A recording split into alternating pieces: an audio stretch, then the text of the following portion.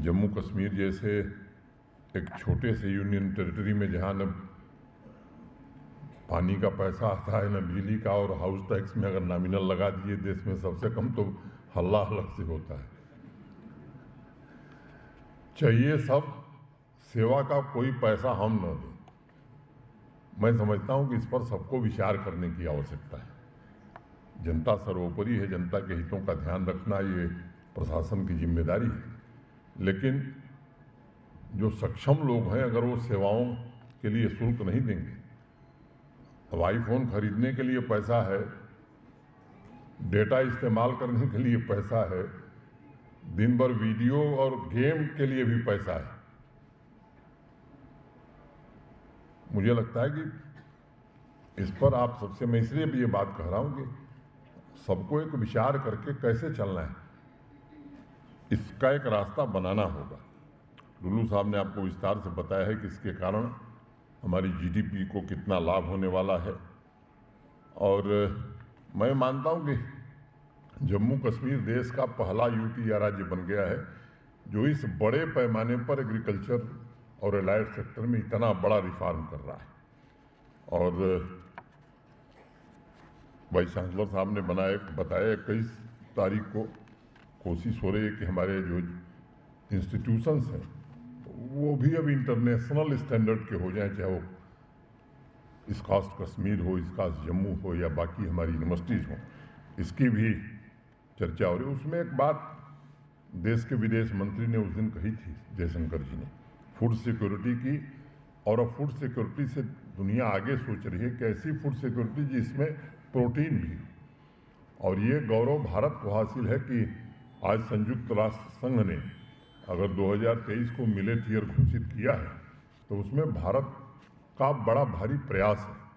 अब हमारा देश प्रयास करके इस वर्ष को मिलेट ईयर घोषित करावे और हम लोग अगर उसको प्रोत्साहन न दें तो मुझे लगता है ये हम थोड़ा नाइंसाफ़ी होगी। तो मैं आप सबसे निवेदन करूंगा कि जम्मू कश्मीर में भी मिलेट ईयर, वास्तव में मिलेट के उत्पादन में हमारी रुचि बढ़े, इसे हमें करने की ज़रूरत है।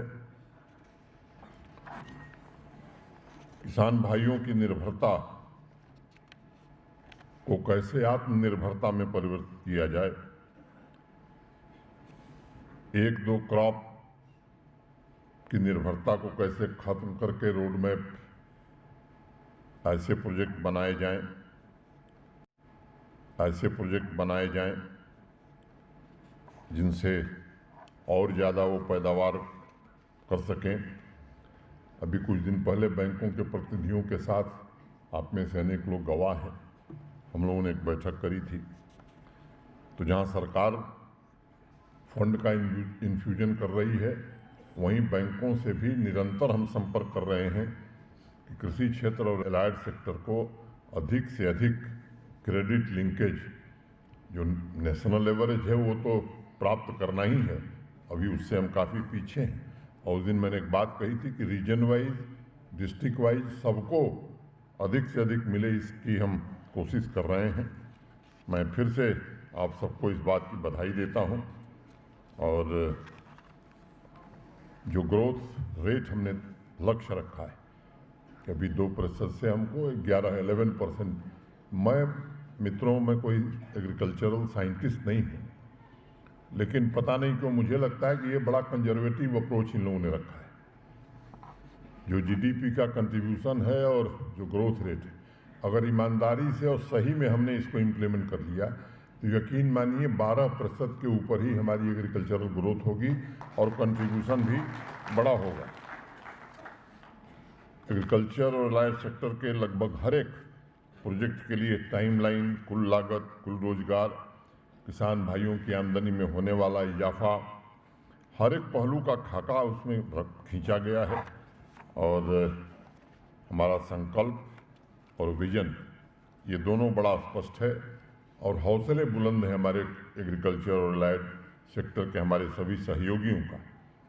और मैं पूरी तरह से आश्वस्त हूँ कि एक समावेशी और टिकाऊ विकास हर एक किसान के जीवन में आवे, ये एक सुखद बदलाव जम्मू कश्मीर के 13 लाख परिवार महसूस कर सकें, और मुझे लगता है कि जिस दिन ये स्थिति पैदा होगी, निश्चित रूप से हमारी आर्थिक समृद्धि भी होगी, शांति भी होगी, रोजगार के अवसर भी होंगे और जो सपना आप सबका है उस सपने को हकीकत में बदलने में हम सब सफल होंगे।